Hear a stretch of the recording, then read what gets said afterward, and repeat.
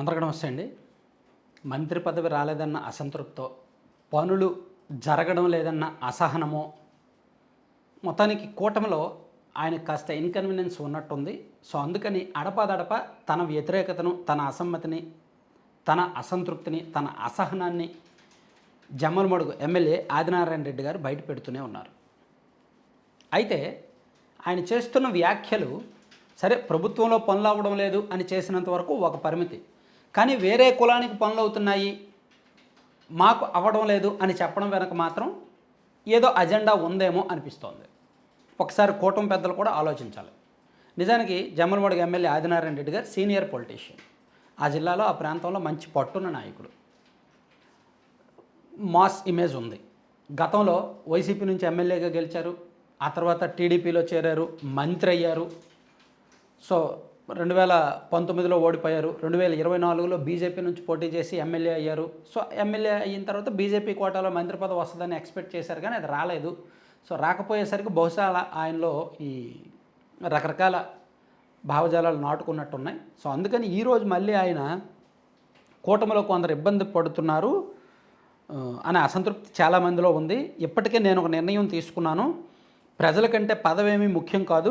Pending పనులు వెంటనే పూర్తి చేయాలి. సమస్యలు పరిష్కారం కాకపోతే రాజీనామా చేస్తాను. కొద్ది రోజులు చూస్తాను, అవ్వకపోతే ఎమ్మెల్యే పదవికి రాజీనామా చేస్తాను అని ఆయన చెప్పారనమాట. సో దీంతోపాటు ఆయన చేసిన కామెంట్లు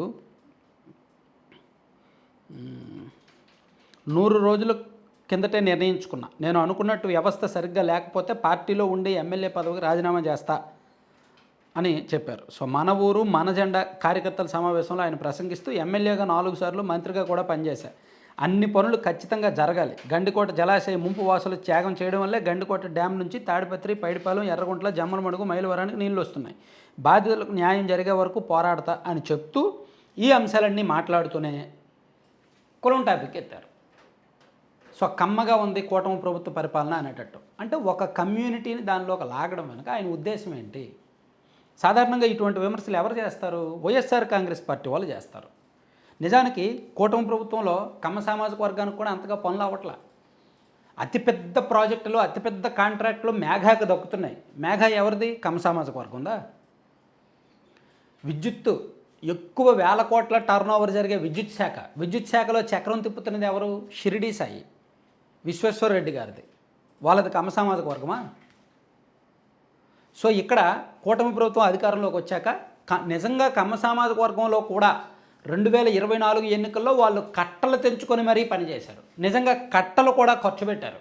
విదేశాల్లో స్థిరపడిన వాళ్ళు కూడా ఒక నెల రోజుల ముందే ఇక్కడికి వచ్చి క్యాంపెయినింగ్ చేసి సొంత డబ్బులు ఖర్చు పెట్టి కష్టపడి గెలిపించారు. అది జగన్మోహన్ రెడ్డి గారి మీద ఉన్న వ్యతిరేకత, రాష్ట్రం మీద ఉన్న ప్రేమో, టీడీపీ మీద ఉన్న అభిమానమో కమ్మ వాళ్ళందరూ మ్యాక్సిమం ఎఫర్ట్స్ పెట్టారు.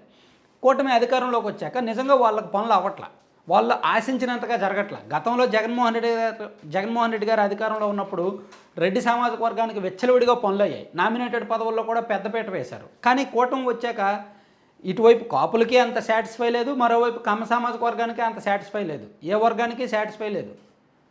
అందుకని అసంతృప్తి ఉంది, కొంత అసమ్మతి ఉంది. కానీ ఇప్పుడు జమ్మలమడుగు ఎమ్మెల్యే ఆదినారాయణ రెడ్డి లాంటి వాళ్ళు కమ్మగా ఉంది, కమ్మ వాళ్ళకి పనులు అయిపోతున్నాయి, మాకు అవ్వట్లేదు అనే మాట పరోక్షంగా ఆయన లేవనెత్తడం ఏమో బహుశా ఈయన ఏమైనా కోవర్టుగా ఏమైనా మాట్లాడారేమో.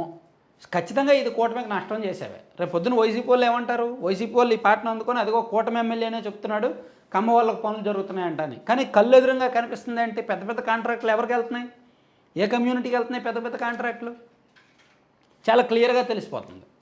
So maybe already actually Kadapa జిల్లాలోనే ఒక ఇంటర్నల్ టాక్ ఉంది, వీళ్ళకి ఇంటర్నల్గా కొన్ని రిలేషన్స్ ఉన్నాయి అని, కొన్ని లావాదేవీలు కూడా జరుగుతున్నాయని చెప్పి ఒక ఇంటర్నల్ టాక్ అయితే ఉంది. ఆ సిమెంట్ ఫ్యాక్టరీలకి ఇవ్వడము, సో వాళ్ళ దగ్గర నుంచి కమిషన్లు, ఇవన్నీ కూడా చాలా పెద్ద పెద్ద వ్యవహారాలు ఉన్నాయి. అవన్నీ మనం మాట్లాడుకునే కాదు, టైం వచ్చినప్పుడు మాట్లాడదాంలే. కానీ సో ఈ నియోజకవర్గంలో జరుగుతున్న వ్యవహారాలు చాలా ఉన్నాయి. ఈ నియోజకవర్గంలో వైసీపీ ముఖ్య నాయకులకు సంబంధించిన ఫ్యాక్టరీలు కొన్ని ఉన్నాయి. వాళ్ళకి ముడిసరుకు ఎలా వెళ్తుంది, ఏ విధంగా వెళ్తుంది, ఇవన్నీ కూడా కూటమి ప్రభుత్వం లెక్కలు తీయొచ్చు.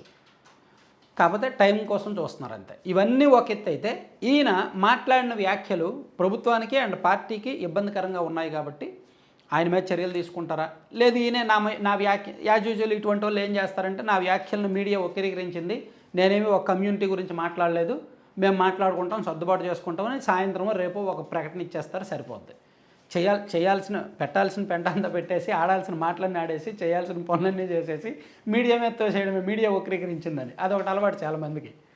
సో వాస్తవం అయితే మాత్రం లోకల్లో వాళ్ళకి తెలుసు, కేడర్కి తెలుసు, అండ్ ప్రభుత్వ పెద్దలకు తెలుసు. రిపోర్ట్లు ఎప్పటికప్పుడు వెళ్తూనే ఉంటాయి.